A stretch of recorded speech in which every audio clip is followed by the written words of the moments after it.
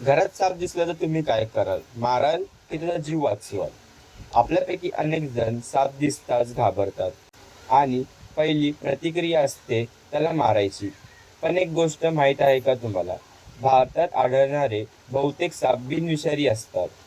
ते माणसांवर हल्ला करत नाही. उलट ते उंदीर आणि कीटक खाऊन शेताची आणि आपल्या परिसराची संतुलन राखतात.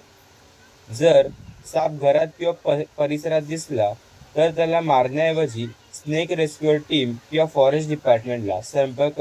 प्रशिक्षित स्नेक रेस्क्युअर सापांना कोणताही इजा न करता सुरक्षितपणे पकडतात आणि योग्य नैसर्गिक अधिवासात सोडतात. यामुळे सापांचाही जीव वाचतो आणि माणसांची देखील सुरक्षता कायम राहते. लक्षात ठेवा, भीतीपेक्षा योग्य माहिती महत्त्वाची असते. पुढच्या वेळी साप दिसला तर तुम्ही माराल की स्नेक रेस्क्यूला बोलवाल? कमेंटमध्ये नक्की उत्तर सांगा. अशाच गोष्टींसाठी अभि जंगल रहस्य सिरीजला फॉलो करायला विसरू नका.